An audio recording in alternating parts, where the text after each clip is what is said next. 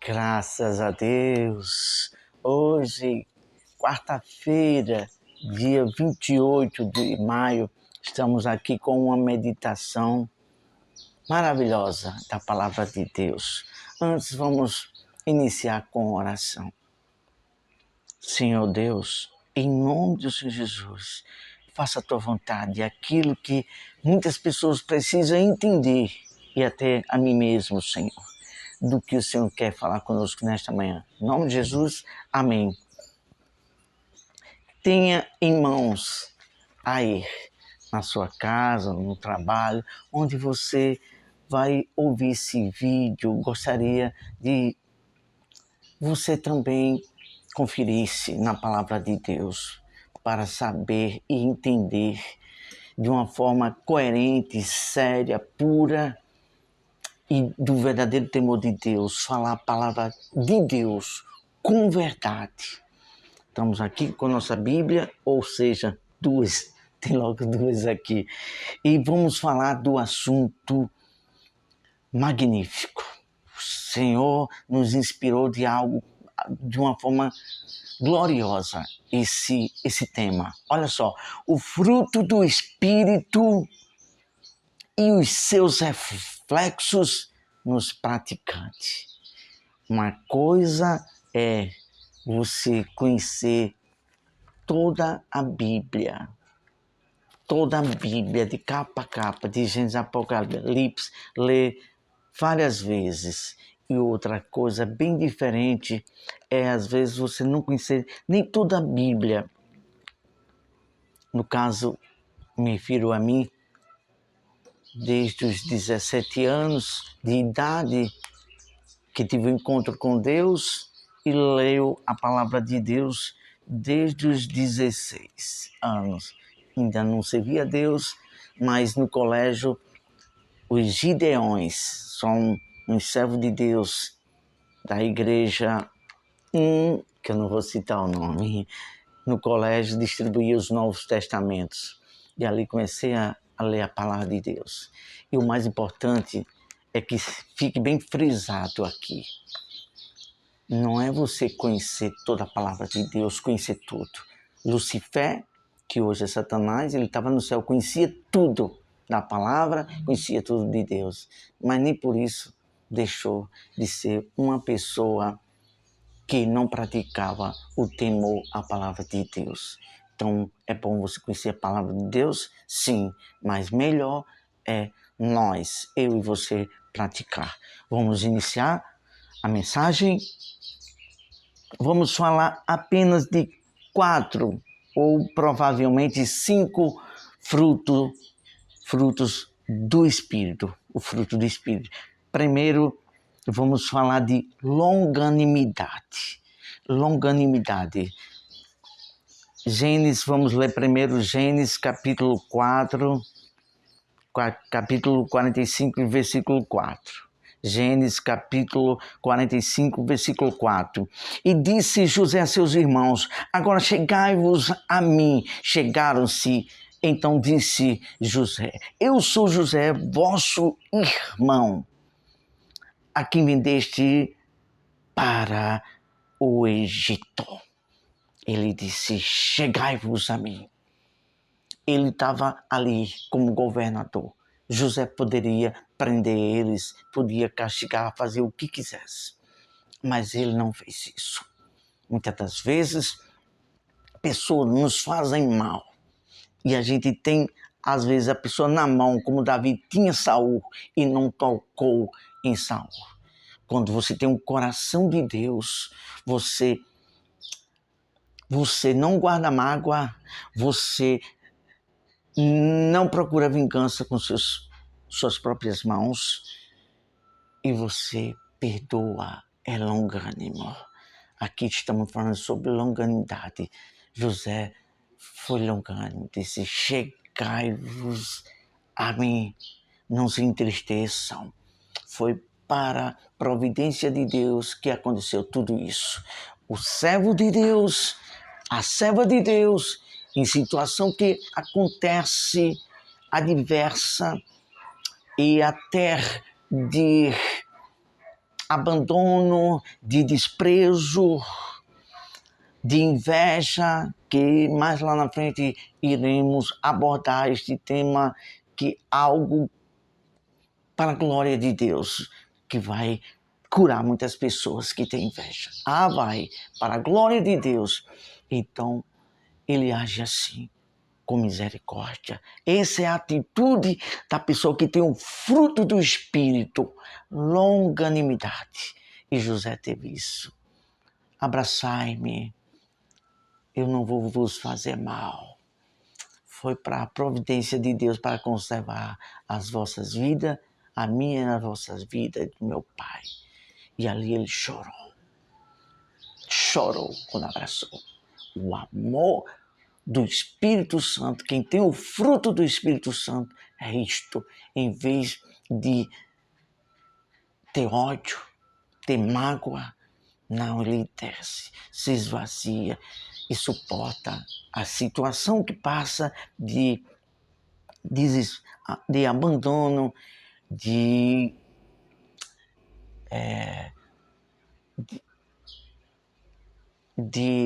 menosprezo e outras coisas mais.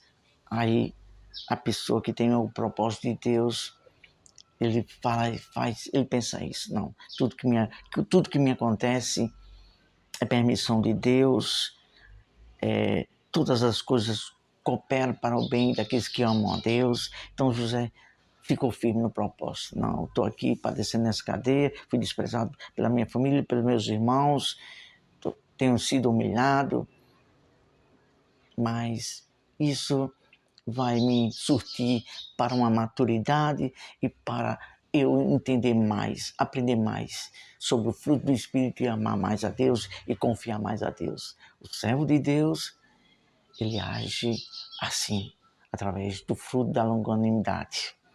Vamos para o próximo. Tem um aqui, seria o segundo, a alegria sobre Davi. Vamos deixar para o final. Vamos falar sobre Sirineu, Simeão o Sirineu, a ajuda de Simão Sirineu. Ele estava ali por perto, próximo de Jesus, quando ele ia ser crucificado. Ele vinha da labuta, do trabalho, estava cansado, mas um dos soldados chegou e falou: vem cá, ajuda a levar a cruz aqui de Jesus. O que simboliza Simão Sirineu? Ajuda a levar a cruz. Vamos ler primeiro aqui Lucas capítulo 23 e depois a gente vamos tecer comentários. Lucas capítulo 23, versículo 26. Olha só o que diz. E como o conduzissem com estrangeiro um sirineu chamado Simão, que vinha do campo, puseram-lhe a cruz nos seus ombros para que a levasse. Muitas das vezes estamos cansados, cada um tem o seu labor, o seu labutar, a sua batalha. Mas quando existe uma pessoa ao lado, sofrendo mais do que nós temos que fazer o quê? Oferecer o nosso ombro amigo. Sirineu era da cidade de... Ele era da cidade de Cirene, próximo ali na África, que o local de Israel ficava próximo à África. E ali, o que significa isto? Significa um ato de solidariedade, a caridade. A gente tem que ser solidário. Nós não vamos falar de nós mesmos, mas teríamos algum exemplo. Mas vamos conjecturar, vamos falar de uma forma em parábola. Havia um certo jovem que viu o seu vizinho padecer necessidade, desempregado, precisando tomar um café, um pão. Este jovem que tem o fruto do amor foi até lá, pegou da sua dispensa, da alimentação, da sua feira mensal e repartiu com essa pessoa necessitada. Não será isso um ato de solidariedade? Pois é, não temos que só pensar em nós mesmos, temos que olhar para o vizinho, para uma pessoa de rua e estender a mão. Isso é ato de ajudar, colocar uma parte da cruz daquela pessoa que está sofrendo tanto nos nossos ombros. E tenho certeza, a palavra de Deus diz, levai as cargas uns dos outros. Isso significa ser solidariedade. Vamos para o próximo, sobre o bom samaritano. Muito forte, muito forte. Capítulo 10 de Lucas, o Evangelho de Lucas também, capítulo 10, versículo 33 e 34. Licença aqui que a garganta secou um pouco. Certo samaritano que seguia seu caminho passou-lhe perto e vendo, compadeceu-se dele e chegando pensou-lhe os ferimentos, aplicando óleo e vinho e colocando sobre o próprio animal, levou para uma hospedaria e tratou dele. Isto significa amor e compaixão em ação. Pessoas religiosas que só pensavam em estar ali, dentro do templo, da sinagoga. O sacerdote, vou fazer a obra de Deus, não tenho tempo, não posso ajudar. Vamos por dizer assim. Aí lá vinha o levita que ajudava, auxiliava o sacerdote. Eu tenho que auxiliar, eu não posso, e se eu passar aqui, talvez alguém me assalte. Porventura, isso é amor? Não. O amor, eu falo agora, para a glória de Deus, de mim mesmo. Se eu estiver indo para o meu trabalho, para a congregação louvar a Deus, se eu vir uma pessoa na rua, meu amigo e minha amiga, não tem outra. Eu paro tudo e vou ajudar. Pode ser até uma prostituta, pode ser até um mendigo. Tenho que estender a mão. Isso é amor. Eu tenho que ir para a igreja. E que amor é esse? Não foi esse amor que Jesus nos ensinou. Ele disse, o amor ao próximo é aquele que estende a mão e ajuda na necessidade, no socorro que o outro está precisando. Isso é amor e compaixão. Agora vamos para o toque final. Estamos de azul aqui, para mim é alegria. Com o azul aqui e essa passagem, desde que eu tive encontro com Jesus, que isso entrou e não sai de mim. E vou até o fim nessa fé. Significa alegria e paz. Paz e alegria. Nossa salvação tem sido essa, graça e paz. Quando você tem a graça de Deus, o sorriso é estampado naturalmente no seu rosto, os seus olhos brilham naturalmente. Graça e a paz dentro. É sobre a alegria. Olha só, vamos ler aqui em segundo livro de Samuel, o profeta Samuel, capítulo 6, versículo de número 14. Velho Testamento, segundo Samuel, capítulo 6, versículo de número 14, diz o seguinte: Davi dançava com todas as suas forças diante do Senhor e estava cingido de uma estola sacerdotal de linho. Quando você vai servir a Deus, Davi servia com alegria. E por que ele estava alegre? Por que Davi estava tão alegre? E Davi sempre teve esse espírito de felicidade, de alegria, porque ele sempre adorava, como criança, adolescente, cuidando das ovelhas do seu pai, mas ali ninguém via. É esse tipo modelo de Deus que Deus quer dos seus servos. Não se mostrar para ninguém, ficar no oculto, ficar no oculto e adorar a Deus em espírito e em verdade. A adoração, o louvor, não chamar atenção para ninguém, só para Deus. E ali Davi adorava a Deus. É um espírito de adorador, de alegria. E por que ele estava feliz? Porque a arca de Deus vinha ali. A arca de Deus representa a presença, a glória de Deus. Quando você adora, louva a Deus de coração de verdade. Salmos, capítulo, não sei se é o 11 ou 12, que diz que os louvores, Deus habita no meio dos louvores de Israel. Aí o Israel espiritual somos nós. Quando você louva de coração, você atrai a glória, a presença, a alegria de Deus para dentro de si. E ali estava a arca. E ali ele dançou, porque houve a presença da alegria, da presença de Deus, e Davi dançou alegremente. Essa arca hoje não é a arca feita de madeira, por aí afora. Não.